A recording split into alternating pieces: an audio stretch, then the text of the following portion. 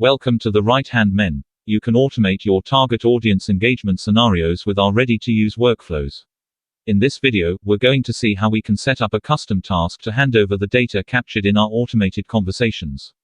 This can help with augmenting the conversation with a specific task or action that may need a follow-up by a different team, vendor, or stakeholder.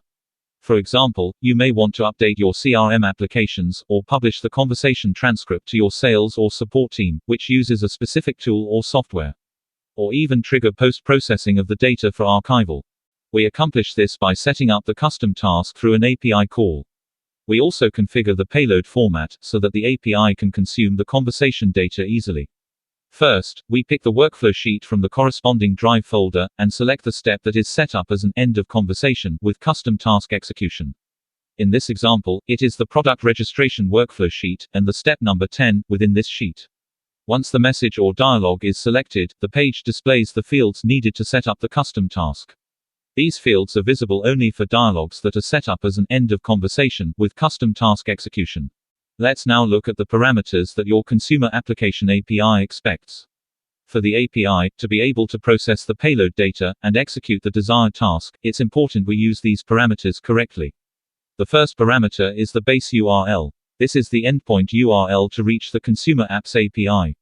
The next parameter is the REST API method. It's either a GET or a POST method. Then there are the payload parameters. This is the data that the API may expect to execute the post-processing tasks. The payload parameters may include the target audience's PII captured as part of the conversation, like their name, mobile number, email ID, date of birth, etc., or even the conversational responses, like a free text input or the product barcode extracted from the camera image of the product. It could also be the authorization parameters to verify your account. We also need to specify how these parameters are passed to the API. It could be sent as query parameters, or JSON entity. If it is to be sent as JSON entity, the API provider may recommend a specific format for us. We specify that format here. If there's nothing specified or recommended in the API documentation, we can leave this empty. The workflow sheet based on which conversations are automated may have steps or messages, which are defined as one of the multiple choices. The responses to these questions or messages can be published too. We simply select the checkbox, and provide the parameter names, for packaging the message or question text, and the corresponding response, in an array. This data can be passed as query parameters or as a JSON array in the JSON entity. Now, let's look at the payload parameters in detail. These parameters are set up as name and value pairs. The most important parameter is the one that is used by the API to authorize your account, thereby allowing the right-hand men to be able to call the API successfully. If these parameters are not set up, or are incorrectly set up, your right-hand men account will not be authorized.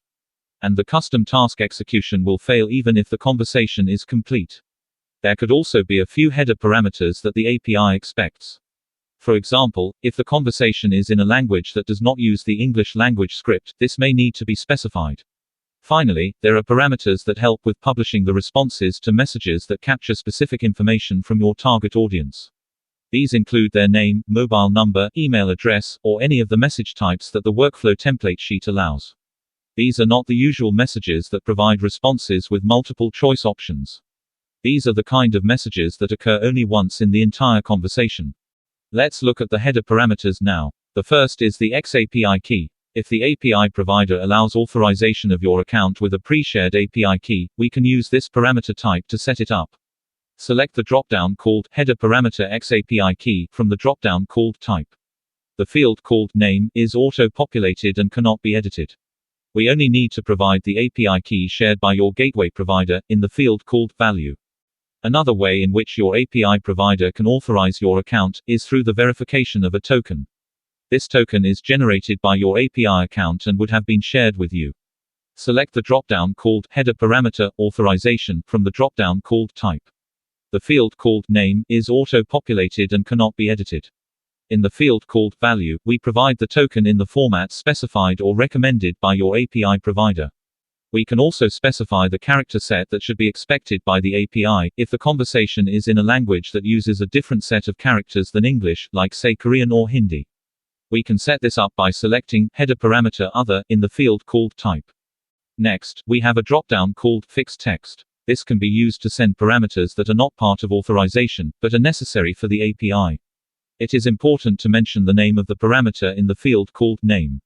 Now, we get to the payload parameters that publish values that change for each automated conversation.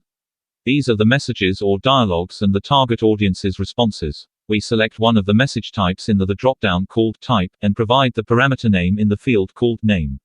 The value need not be mentioned, since this will be auto-populated by the right-hand men when a conversation gets completed. Now let's test the settings. In the field called value, for each of the rows that are set up as one of the message types, provide a dummy value. These values will be published to the base URL when you hit the test button. Now click Test the configurations, and the base URL will get a request with the dummy payload data. For JSON payload parameters, the API would have got the JSON in the request body, that looks like this.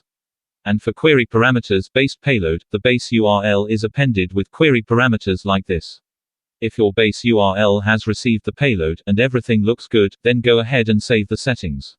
The workflow is now ready to launch the custom task, each time a conversation terminates with the step that is set up as an end of conversation, with custom task execution. For any queries, you can email support@4byoff.com. That's support@forbyof.com.